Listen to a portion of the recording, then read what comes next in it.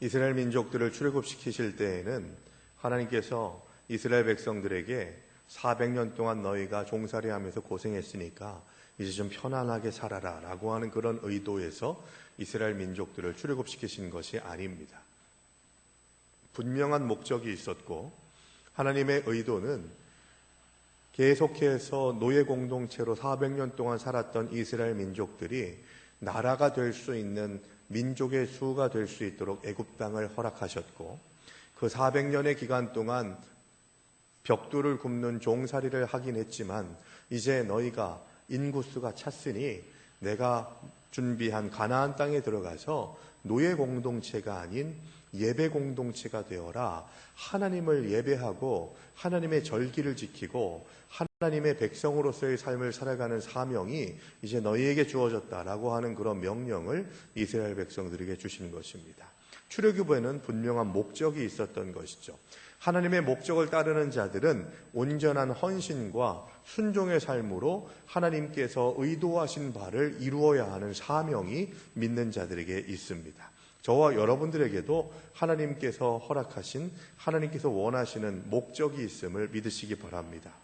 내가 할 거 다 했는데요, 이게 아니라 주님 부르시는 그날까지 우리는 선한 영향력을 끼치고 하나님이 기뻐하시는 열매들을 맺어야 되는데, 그 하나님의 목적대로 살아가야 되는 사명이 우리들에게 있다는 것이고, 그 목적을 온전히 이루지 못하게 하는 악한 요소가 바로 반쪽짜리 신앙이라는 것을 우리는 출애굽의 백성들, 특히 1세대들을 통해서 확인하게 됩니다. 반쪽 신앙이 되지 않도록이라고 하는 제목으로 오늘 말씀을 함께 나눕니다만, 우리가 예수를 모르는 것도 아니요, 하나님의 역사하심에 대해서 부정하는 것도 아니고, 세례도 알고 하나님의 은혜도 알지만 우리가 정말로 하나님의 백성으로 온전히 서려면 반쪽 신앙이 되어서는 안 된다는 겁니다.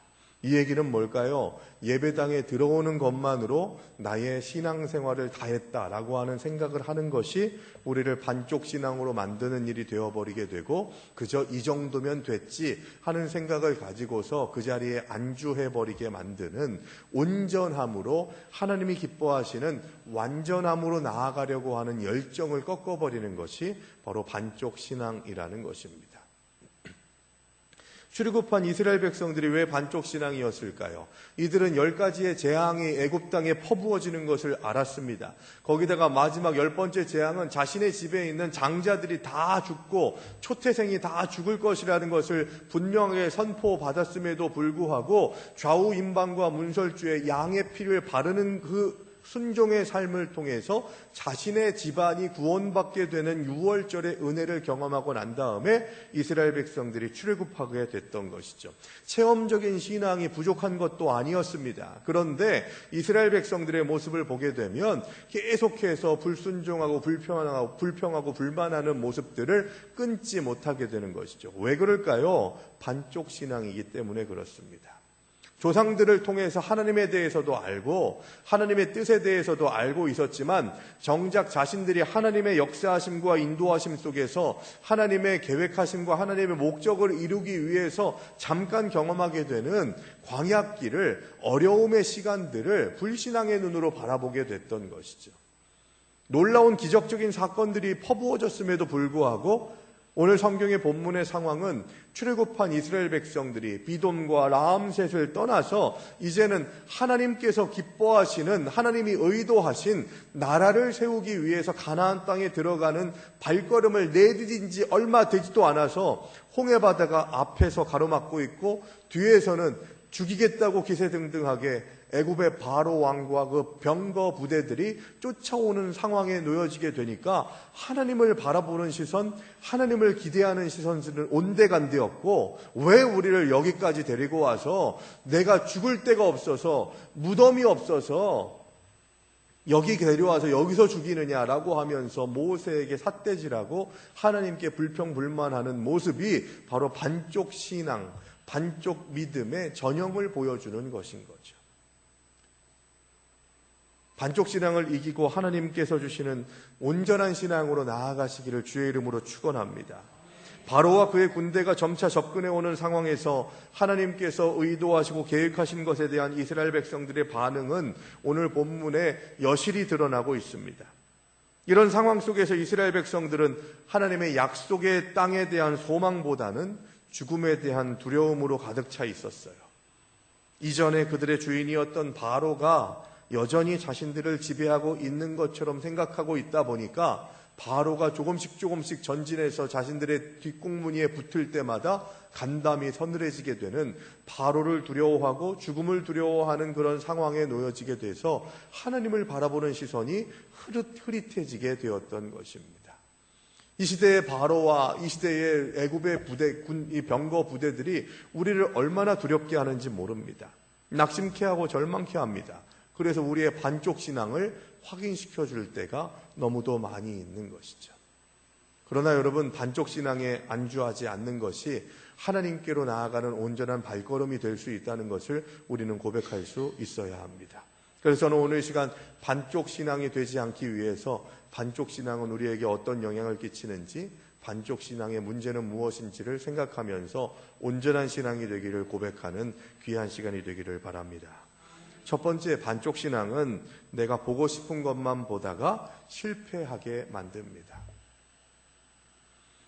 이스라엘 민족들이 보고 싶어하는 것은 뭐였습니까? 나에게 보이는 것, 지금 급하다고 생각하는 것은 바로가, 그리고 바로의 애굽의 군사들이 자신들을 죽이기 위해서 쫓아온다라고 하는 것이었습니다. 이제까지 하나님께서 10가지 재앙을 통해서 또 앞으로 이루실 일들은 하나님의 눈동자와 같이 지켜준 것, 보호하심으로 살아갈 수 있는 은혜의 길이 열리는 것임에도 불구하고 이스라엘 민족들은 하나님을 바라보지 못하고 두려움에 쌓여서 내가 보고 싶은 것, 내가 봐야 한다고 생각하는 것, 바로와 그 부대들, 그리고 앞에 가로막고 있는 홍해바다만 보고 있었던 것이죠. 오늘 본문은 14장입니다만 출애굽기 13장 18절의 말씀에 보시면 이스라엘 민족들이 이 애굽을 나올 때에 어떤 상태로 나왔는가에 대해서 말해주고 있습니다. 13장 18절 하반절에 보시면 이스라엘 자손이 애굽 땅에서 대열을 지어 나올 때에 라고 그렇게 말씀합니다. 여기서 말하는 대열을 지어서 나왔다라고 하는 얘기는 뭐냐 하면, 군대를 편성해서 나름대로 어떤 위험이 왔을 때에, 누군가가 공격을 해왔을 때에 거기에 대응할 수 있는 군대를 편성해가지고 나왔다는 거예요. 대열을 맞춰 나왔다는 건 줄 맞춰서 나왔다는 얘기가 아니라는 거죠. 어느 정도의 부대를 편성해가지고 나왔다는 거예요. 거기다가 출애굽기 12장 37절의 말씀에 보시면 이스라엘 민족들이 출애굽할 때의 인구 상황에 대해서 얘기하고 있는데 장정만 60만 명이라고 이야기를 하고 있습니다. 여기서 말하는 장정은 어떤 사람을 얘기하냐? 민수기에서 시내산에서 말씀을 받고 난 다음에 십계명을 바꿔서 이제는 지파별로 인구조사를 해요. 그때의 인구조사를 하는 이유가 뭐냐? 지파별로 전쟁에 참여할 수 있는 군대를 재편하기 위해서 인구조사를 했는데, 그때의 기준점이 뭐냐?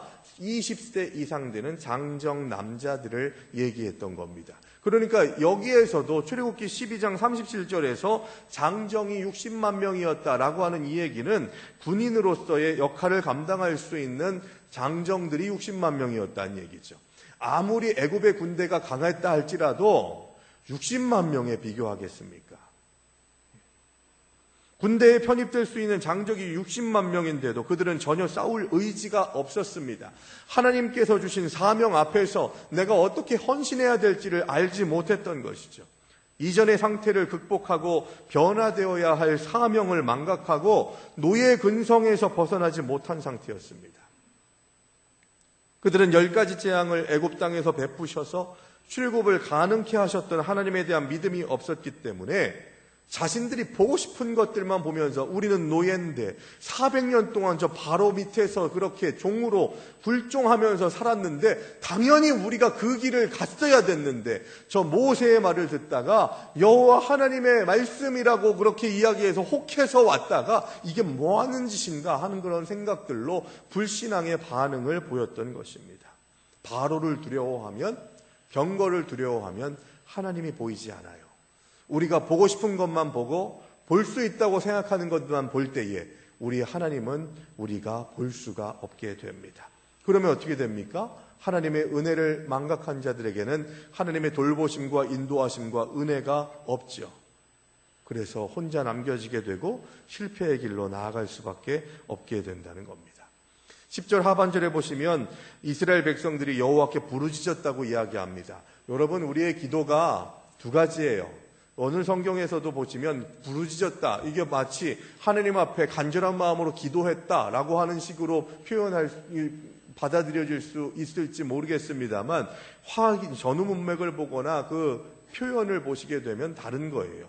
이스라엘 민족들이 하나님 앞에 부르짖었다는 이 얘기는 11절과 12절의 내용을 보시게 되면 아는 것처럼 하나님에 대한 간절한 고백이라기보다는 비난에 가까운 것입니다. 우리가 기도의 자리에 나왔어요. 헌신의 자리에 나왔어요.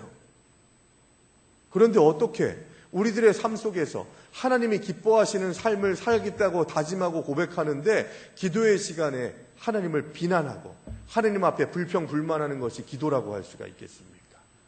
주님 앞에 기도하는 자들은 절망과 낙심의 상황 속에서도 하나님의 확신을 가지고 하나님의 비전을 품고서 건강하게 바로 세워지는 은혜를 경험하게 될 줄로 믿습니다. 우리의 기도가 그런 기도가 돼야 되는 거예요. 불평하고 불만하는 기도가 아니라 하나님이 기뻐하시는 담대한 믿음과 결단을 가지고 나아가는 신앙 고백, 이것이 우리에게 있어야 한다는 것이죠. 이 부르짖음, 이스라엘 민족들의 부르짖음은 믿음에 근거한 기도가 아니라 위험한 상황에서 자연스럽게 튀어나온 불평과 낙심의 부르짖음이었습니다. 곧바로 모세를 원망하고 하나님의 출애굽의 계획을 불평한 데에서 더 명확하게 이 사실이 드러나는 것이죠. 기도한 후에 내가 어떤 삶을 살아가는가를 보면 내 기도가 온전한 것인가, 부족한 것인가, 잘못된 것인가를 알 수 있게 됩니다. 여러분, 내 상태만 보면 답이 없어요. 내가 보고 싶은 것만 보다가는 하나님의 은혜의 길들을 잃어버리게 됨을 우리는 잊어서는 안 됩니다. 내가 보고 싶은 것만 보고 내가 보려고 하는 것들만 보면 우리는 실패하고 무너질 수밖에 없음을 고백해야 하는 것이죠. 반쪽 신앙에서 벗어나는 신앙, 온전한 신앙으로 내가 보고 싶은 것을 보는 것이 아니라 하나님이 보여주시는 것, 하나님이 보길 원하시는 것을 보는 신앙이 바로 온전한 신앙임을 우리가 고백할 수 있게 되기를 바랍니다. 두 번째, 반쪽 신앙은 목적을 잃고 뒤만 돌아보는 삶을 살게 합니다. 홍해바다 앞에서 모세를 원망하면서 종노릇하던 애굽을 그리워하기까지 하는 이스라엘 백성들의 모습은 참 어리석죠. 아직까지도 자신들을 구원하신 하나님의 능력을 잘 모르고 있을 뿐 아니라 여전히 자기중심적인 시각에서 벗어나지 못합니다. 400년이라고 하는 긴 시간 동안에 노예 생활을 했으니까 그들의 마음에는 바로와 애굽에 대한 두려움이 뼛속까지 스며들었겠죠. 내가 당연하다고 생각하는 상처와 아픔, 고통과 슬픔을 그대로 방치해서는 안 됩니다. 나를 함부로 대해도 되는 사람들이 있을 수 없고, 내가 항상 상처받고 항상 낙심하고 절망해야 되는 그런 상황도 없다는 것을 우리는 믿음으로 고백해야 되는 거예요. 하나님은 우리를 위한 분명하신 계획하심이 있습니다. 하나님께 쓰임받기를 원하십니까? 그렇다면 하나님께서 나를 사랑하시고 나를 세우셨다는 것을 먼저 믿으시기 바랍니다. 그래서 내가 내 스스로를 존귀하게 여기고 나를 업신여기거나 나에게 상처 주는 자들의 그 공격을 예수의 이름으로 대적하고 회복의 은혜를 경험하는 하나님의 사람들이 돼야 된다는 것이죠. 이스라엘 백성들의 문제는 뭐였습니까? 우리는 400년 동안 종살이했어. 그러니까 앞으로도 계속 종살이해야 돼. 그것을 하지 않으려 하다 보니까 이런 문제가 생기고 어려움이 생긴 것 아니야? 라고 하는 그런 생각으로 자기 스스로의 하나님께서 나를 향하신 목적을 잃어버린 거예요. 뒤를 돌아보는 겁니다. 차라리 애굽으로 가야지. 애굽으로 돌아가자. 죽을 데가 없어서 여기서 죽는 것이냐 하는 그런 생각들을 가지게 됐던 것입니다.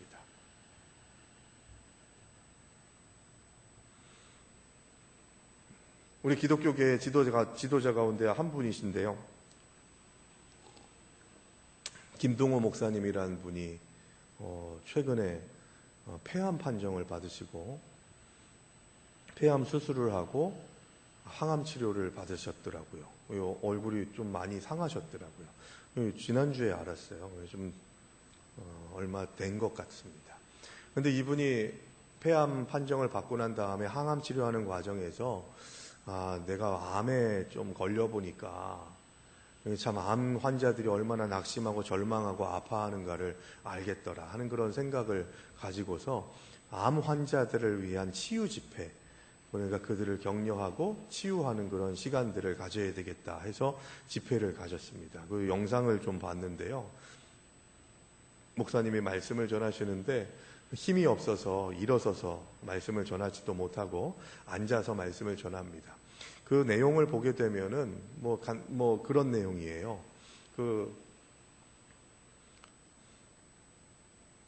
제목에 가오 싸움이라고 하는 내용이 있습니다. 여러분 가오가 뭔지 아시죠? 예? 가오 빠지게 막 이런 거 있지 않습니까? 예? 하나님의 백성으로서 마귀의 세력과 가오 싸움을 해야 된다는 그런 얘기예요. 내가 병에 걸려보니까 사람들이 그런 생각들을 했던 것 같습니다. 그런 걱정거리가 있었나 봐요. 하나님을 믿는다고 하고 하나님을 예배한다고 하고 목사라고 하는데 어떻게 암에 걸릴 수 있어? 하나님이 치셨네 하는 그런 생각들로 암 환자들이 경험하게 되는 아픔 가운데 하나가 그런 거라는 거죠. 아픈 것도 속상한데 어떻게 하다가 하나님이 치셔서 암에 걸렸대? 하는 그런 생각들을 갖게 되는 것이라는 겁니다. 그래서 곰곰이 생각해 봤대요. 내가 부족하기는 하지만 내가 하나님께 범죄했기 때문에 암에 걸렸을까? 그러면 암에 걸린 사람들은 다 하나님께 버림받은 것인가? 하는 생각에 묵상하다 보니까 그런 생각을 주시더라는 거예요. 믿지 않는 자들 가운데에서도 건강한 사람이 있고, 믿는 자들 가운데에서도 암에 걸린 사람이 있고, 믿지 않는 사람들 가운데에서도 부자가 있고, 믿는 사람들, 신실하게 믿는 사람 가운데에서 가난한 사람들이 있는데, 그것이 가난하고 또 병에 걸리고 또 부자이고 건강한 것, 그것이 다 완전히 하나님께 버림받았냐, 하나님의 사람이냐라고 하는 것을 가늠할 수 있는 완전한 바로미터냐? 아니더라는 것이죠. 제가 여러 번 말씀드린 바와 같이 신앙생활은 어떤 것입니까? 우리의 신앙생활은 하나님 왜 나한테 이런 시련을 주시고 아픔을 주셨습니까를 묻는 것이 아니라, 하나님 시련이 왔습니다. 아픔이 왔습니다. 어려움이 있습니다. 그러면 이제는 내가 어떻게 할까요? 이걸 묻는 것이 신앙생활이라고 말씀드린 바 있습니다. 무슨 얘기입니까? 지금 그 질문은 뭐냐 하면, 하나님이 지금 이 상황과 환경 속에서 나를 향해서 주신 목적이 무엇인지를 찾아야 된다는 거예요. 이 일을 통해서 하나님께 영광 돌려야 되는 삶이 내 삶이 돼야 되는데, 지금 나는 하나님을 어떻게 고백하고 있느냐, 이것을 물어봐야 된다는 겁니다. 그러면서 김동호 목사님이 그런 얘기를 하시더라고요. 저도 그 영화 보면서 그 내용, 그 부분이 참 인상 깊었거든요. 영화의 한 장면을 얘기해요. 베테랑이라고 하는 영화가 몇 년 전에 있었지 않습니까? 베테랑이라는 영화의 내용을 다 얘기할 수는 없습니다만, 어떤 부당하게 문제가 일어난 사건을 파헤치기 위해서 황정민이 역할을 하는 그런 형사 역할이었는데, 계속 파헤치다 보니까 경찰조차도 그 진실을 파헤치는 것들을 묵인하고 덮으려고 하는 그런 일들이 일어나게 돼서, 이 황정민이 승질이 나서 같은 경찰의 팔을 꺾으면서 너 돈 먹었지? 그러면서 하는 말이, 우리가 돈이 없지 가오가 없냐? 라고 하는 그런 대사가 있었습니다. 무슨 얘기입니까? 형사답지 못한 행동하지 마라. 돈이 없는 것은 우리가 형사답지 못함을 그대로 방치해 두는 것이 당연한 것으로 여길 수 있는 일이 될 수 없다. 그걸 동의하는 일이 되어서는 안 된다라고 이야기하면서, 우리가 돈이 없지 가오가 없냐라고 하는 이야기를 했던 것이죠. 여러분, 우리 예수 믿는 사람들이 어떤 때에는 부족하고 연약하고 힘들고 아프고 고통당할 때가 있습니다. 그러나 여러분, 우리가 약할지라도 우리가 약한 것이지 가오가 없어서는 안 되는 것이죠. 하나님께서 우리에게 요구하시는 하나님의 형상을 훼손하지 말아야 됩니다. 어떤 상황이 되더라도. 그래서 하나님의 목적을 찾는 것이 정말 중요한 것이죠. 하나님이 나를 통해서 이루고자 하시는 일들이 어떤 것인가를 찾아야 되는 거예요. 400년 동안 노예 생활을 했다 할지라도 지금 하나님이 나를 향해서 주시는 목적이 무엇인가? 이제는 노예 근성을 벗어버리고 하나님을 예배하는 예배 공동체가 되라. 하나님만 신앙하고 하나님만 순종하는 믿음의 백성이 되라. 지금 이제 앞에 홍해바다가 있고 뒤에는 철병거가 있는 애굽의 바로 왕이 직접 쫓아와서 우리를 죽이려 하지만, 하나님께서 지금 이 상황에서 우리가 어떻게 하기를 원하시는가를 묻는 자들이 되어야만 우리가 하나님의 목적을 잃어버리고 뒤만 바라보는 신앙인이 되지 않는다는 것입니다. 이스라엘은 하나님이 가라는 곳으로 이동해서 장막을 쳤습니다. 그러나 황당하게도 바로의 군대가 턱 밑까지 추격해오죠. 말씀에 순종한 결과가 자신들의 생각과 전혀 달랐던 것입니다. 하나님 헌신했더니 왜 병을 주셨어요? 하나님 예배드렸는데, 내가 하나님의 백성으로 살았는데 왜 나를 이렇게 아프게 하십니까? 왜 어려운 지경에 처하게 하십니까? 라고 하는 것을 묻기 전에 그것을 묻어놓고, 하나님, 내가 어려움이 있습니다. 아픔이 있습니다. 하나님이 나를 향하신 목적은 무엇입니까? 지금 이 상황에서 나는 어떻게 하나님의 백성답게 살아야 됩니까? 어떻게 하면 하나님께 영광 돌릴 수 있고, 그래서 하나님만 바라봄으로 인해서 하나님의 힘과 능력으로 내가 하나님께 쓰임받을 수 있습니까? 이것을 묻는 자들이 바로 반쪽 신앙이 아니라 온전한 신앙인으로 나아갈 수 있게 된다는 것입니다. 모세는 하나님이 말씀하시는 대로 전했을 뿐인데 그에게 돌아오는 것은 백성들의 원망과 불평뿐이었습니다. 하지만 말씀으로 충만한 모세는 이런 상황에 흔들리지 않죠. 이스라엘 백성들에게 선포합니다. 두려워하지 말고 가만히 서서 너희를 위하여 하나님이 베푸시는 구원을 보라. 여기서 가만히 있으라라고 하는 말을 두 번이나 반복하는 것은 헛된 말과 행동을 멈추고 가만히 있는 것이 바로 하나님의 임재를 경험하는 방법일 때가 있다는 것입니다. 지금까지 내내 여호와 하나님이 애굽에서 이스라엘과 함께 하셨음에도 불구하고 다가오는 애굽 군대의 위협을 맞이하면서 그들의 태도는 불평과 절망적인 자포자기였습니다. 불신앙의 모습이었던 거죠. 자신들이 가지고 있어야 될 신앙 고백이 어떤 것인지, 지금 앞이 막혔고 뒤에서는 바로의 군대가 쫓아오지만 나를 향하신 하나님의 계획하심과 의도가 무엇인지를 두려워함으로 인해서 잊어버리게 되면 우리는 하나님께서 보여주시는 길을 찾지를 못하게 된다는 겁니다.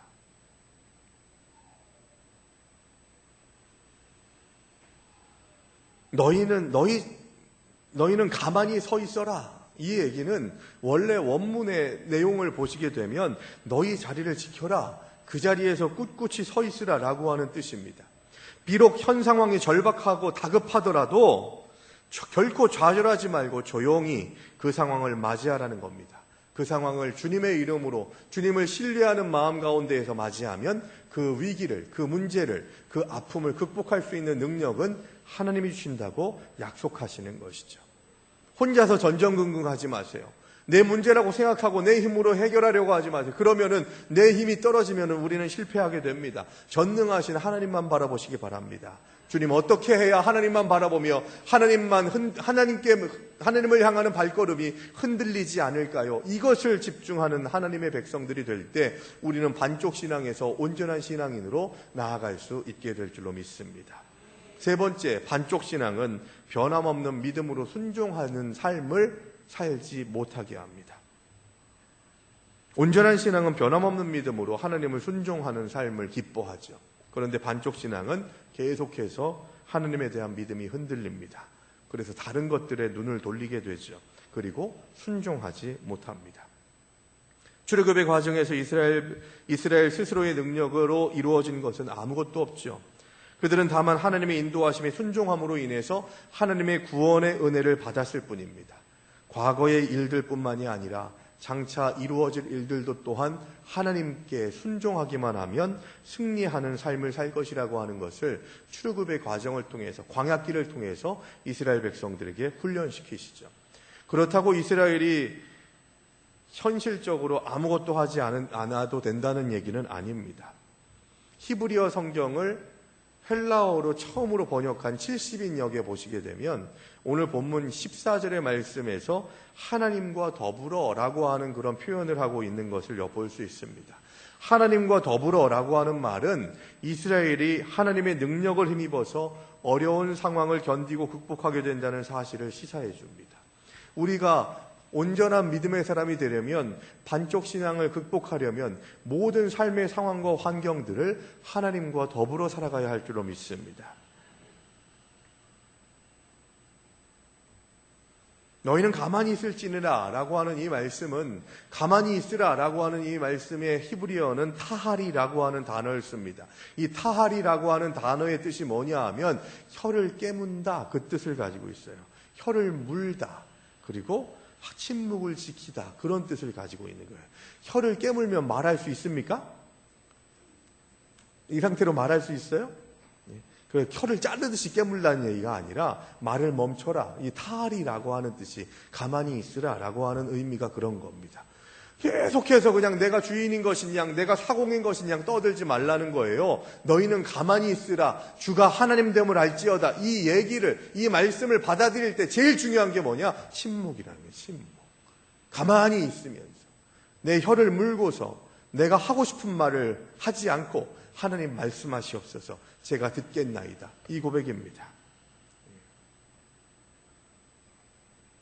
최선을 다한 후에 인간으로서 더 이상 어찌할 수 없는 극한 상황에서 마지막 한 가지 더 필요한 것은 뭐냐? 그 상황을 하나님께 온전히 맡기는 믿음이라는 것을 우리에게 일깨워주는 구절입니다.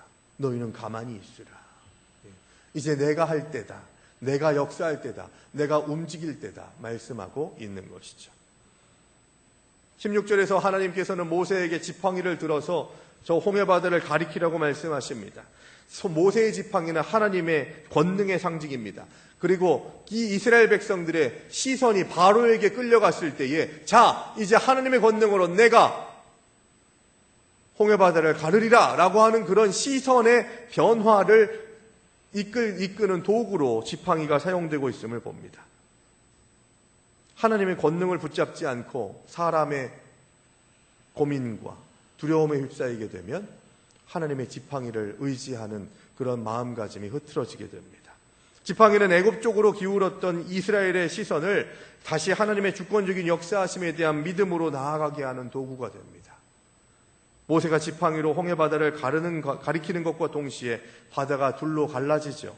사도 바울은 이 광경을 고린도전서 10장에서 이스라엘 민족이 세례를 받았다고 표현하고 있습니다. 여러분, 세례에는 두 가지 의미가 있습니다. 여러 가지 의미가 있습니다만 대표적인 의미 한 가지, 첫 번째는 뭐냐? 이 옛사람의 죽음을 얘기합니다. 우리는 세례를 베풉니다만 침례교단에서는 침례를 하죠. 그러니까 뒤로 이렇게 확 젖혀가지고 물속에 확 담갔다가 일으켜 세웁니다. 이 의식은 뭐냐 하면 물속에서 옛사람을 죽였다, 그 얘기예요. 그리고 다시 일으켜 세워주는 것은 다시 새 사람이 되었다라고 하는 의미가 침례에 담겨 있는 거죠. 우리는 세례를 베풀지만 그 침례의 의미를 담아서 세례를 베풉니다. 옛사람은 죽어버렸다는 거예요. 여기서 말하는 이스라엘 백성들이 홍해바다를 건널 때 세례를 받았다는 얘기는 뭐냐? 옛사람, 그러니까 과거의 애굽과의 완전한 절연, 완전한 단절, 이것을 의미하는 것이죠. 애굽이 좋았는데, 노예 생활할 때가 좋았는데, 바로 밑에 있을 때가 좋았는데, 이것을 끊어내라 라는 것입니다. 옛 사람을 뒤로 쳐다보면서 돌이켜보지 말라라고 하는 얘기죠. 또 한 가지 의미는 뭐냐? 하나님의 주권적인 사역하심, 하나님의 주권적인 역사하심만으로 우리를 구원하실 수 있다고 하는 신앙 고백이 바로 세례에 있다는 것입니다. 그러니까 세례받은 자들은 하나님만이 나의 구원자이십니다 라고 하는 고백이 담겨져 있는 것이죠. 이스라엘 민족들이 세례를 받는 마음으로 홍해바다를 건넜습니다. 이렇게 홍해바다를 건너게 하시는 초자연적인 일들을 경험하고 난 다음에 이스라엘 백성들이 회복해야 되는 신앙은 뭐였냐? 바로 인간의 방법이 아니라 오직 하나님만이 나를 구원하실 수 있는 유일하신 분입니다 라고 하는 고백인 것이죠. 그런데 이스라엘 민족들은 홍해바다를 건넌 지 3일도 되지 않아서 목마르다고 힘들다고 불평불만합니다. 이 모습이 바로 우리들의 모습 아니겠습니까? 말씀의 결론을 맺습니다. 출애굽하는 이스라엘 백성들은 과거에 그들의 조상들에게 약속된 언약을 심사숙고하지 않았습니다. 그리고 이스라엘 백성들은 하나님께서 그들을 왜 애굽 땅으로 이끌어내셨는지에 대해서도 전혀 생각하지 않았습니다. 그들은 하나님의 역사에 동참하기 위한 역경보다는 안위를 위한 굴종을 쉽사리 택하는 누의 근성을 버리지 않았다는 것이죠. 여러분, 하나님의 사명 안에서 하나님의 뜻대로 살아가는 삶이 항상 평탄하지는 않아요. 그런데 우리는 평탄하지 않은 삶을 살아가게 될 때 하나님이 나를 버리셨다고? 하나님은 어디 계시냐고 너무 쉽게 하나님 앞에 불평불만하는 모습을 보이죠. 출애굽하는 이스라엘 백성들과 광야에서 불평불만하다가 가나안 땅에 들어가지 못한 출애굽 1세대들과 뭐가 다르냐는 겁니다. 오늘 본문의 마지막 부분 19절 20절의 말씀에 보시면 하나님의 사자가 앞에서 인도했던 구름기둥과 불기둥을 뒤로 물르셔서 이스라엘 백성들과 바로의 군대를 격리시키시는 모습을 보게 됩니다. 하나님의 말씀이 선포되는 곳에는 하나님의 능력이 있는 줄로 믿으시기 바랍니다. 하나님의 말씀이 선포되고 그렇게 순종해서 모세의 지팡이로 갈라놓은 홍해바다를 건너게 되다 보니까 이제 하나님께서 애굽의 군대들을 보이지 않게 하십니다. 그리고 그들을 수장시켜 버리시죠. 그들의 땅은 애굽 군대에 있는 땅은 어둡게 하시고 이스라엘 백성들의 땅은 밝게 하십니다. 마치 흑암의 재앙이 애굽 땅에 임했을 때 애굽 사람들이 살았던 땅은 어둠으로 가득했을 때 이스라엘 민족들이 살았던 고센 땅에는 광명이 있었던 것과 별반 다르지 않은 그런 놀라운 보호하심과 인도하심을 우리들에게도 보여주시는 것이죠. 하나님께서 우리들에게도 마찬가지로 구름기둥과 불기둥으로 이 시대의 애굽을, 이 시대의 바로를 우리들로부터 격리시키십니다. 그리고 하나님만 바라보게 하십니다. 믿음의 길을 걸어가게 하십니다. 흔들리지 마라. 내가 너와 함께한다. 나는 너의 하나님이다. 고백하게 하십니다. 여러분, 우리의 삶이 그렇게 하나님을 바라보는 신앙으로 흔들리지 않는 온전한 믿음의 길을 걸어가시기를 바랍니다. 반쪽 신앙에 치우치지 않고 이 정도 반쪽으로라도 내 인생의 반으로라도 하나님께 집중하면 됐지 하는 그런 생각으로 한쪽 발은 세상에 한쪽 발은 하나님께 얹어 놓는 것이 내가 신앙생활하는 것이 최선이라고 하는 생각들을 벗어버리고 반쪽 신앙을 벗어버리며 하나님께 온전한 믿음으로 주님, 내가 이제는 어떻게 하면 될까요? 하나님께 순종하는 믿음의 사람 되기 위해 내가 가야 될 길은 무엇입니까를 물으면서 반쪽 신앙에서 온전한 신앙으로 회복하시는 저 여러분들의 삶이 되시기를 주의 이름으로 축원합니다. 주신 말씀 기억하면서 침묵으로 결단의 기도를 드리겠습니다.